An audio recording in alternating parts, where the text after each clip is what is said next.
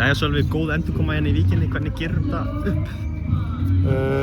Byrjum rosalega vel. Fyrstu 5 mínútur að fram að markinu okkar voru frábærar, stórkostleg spilamennska. Man ekki eftir að K.A. hafa snert boltan ofta á þessum fyrstu 5 mínútum, þannig að bara virkilega flott mark. En það var svona eins og við héldum að hlutinu eru auðveldir núna, þú veist, eftir þetta mark og það aldrei gott svona að finna stað. Það var svona mín tilfinning að leikmönnum að því að mér fannst við bara allt of langt frá mönnum, boltinn gekk hægt. Við vorum ekki að gera það sem við lögðum upp fyrir leikinn, að láta boltan ganga hratt á milli kanta og svoleiðis. En við lögföruðum það í seinni hálfleiknum og ég var hrikalega sáttur með karakterinn í liðinu. Hvernig þeir höfðu trú á þessu alveg frammi í lokin, héldu áfram að berjast fyrir þessum sigri. Svolítið óvíkingslegt að missa niður forskot. Já, bara mjög, þannig en þetta svona, þú veist, við þurfum að læra af þessu að þá að byrjunin sé góð, þá getum við ekki að fara að slaka á og halda þetta verið auðvelt verk. Þannig að við þurfum bara að halda áfram að spila okkar bolta, við þurfum að vera í fókus, ekki hugsa hvað gerðist í fortíðinni eða hvað að fara að gerist í framtíðinni. Við þurfum að vera inn í leiknum og spila á okkar standard. Flott innkoma hjá Ármanni, hver voru skilaboðin bara í hálfleik við all? Bara við þurftum bara aðeins að vera þolinmóðir á boltan. Við vorum alltof mikið að reyna að finna lausn í gegnum varnirnar kannski á fyrsta tempó. Við þurfum aðeins að færa liðið, opna það, finna sendingar á milli línuna þannig í staðinn fyrir að fara beint upp í að reyna að brjóta þá. Það var ekki mikið sem við þurftum að breyta og síðan bara komur okkur dálítið óvart að spila 4 manna. Þeir hafa alltaf spilað 5 manna á móti okkur, þannig að við sáum tækifæri til þess að setja Ármann sem sterkur 1-á-1 leikmaður og breyta dýnamíkinni dálítið þannig. Þannig að virkilega sáttu með hans sem kom og þeirra sem komu líka inn á. Stóðu sér hrikalega vel og hjálpuðu til þess að landa þessu sigri. Það er svolítið síðan þið kepptu spennandi leik í deildinni, þetta var gaman.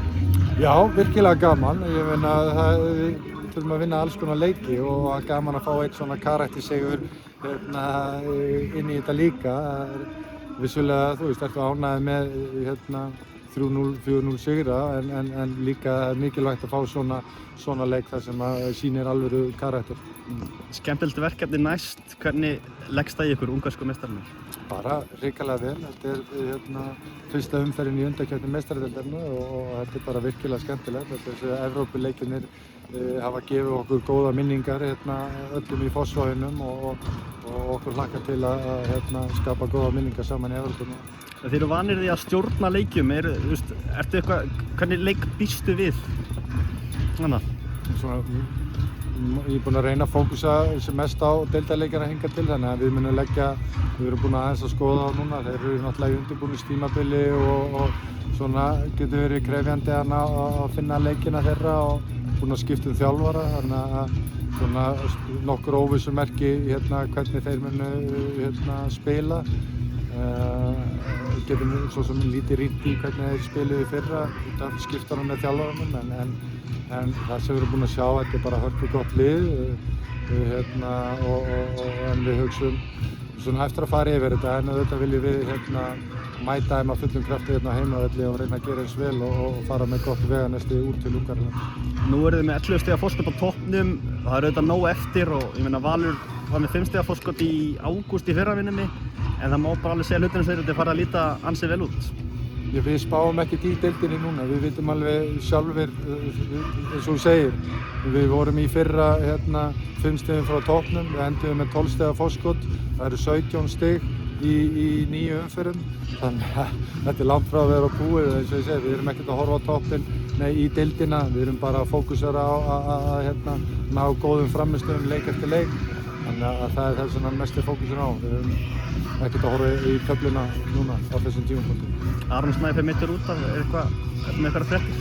Nei, eftir að fá að vita betur stöðuna á hann. Það leit ekki vel út og vonandi fyrir okkur og hann er þetta ekki alvarlegt en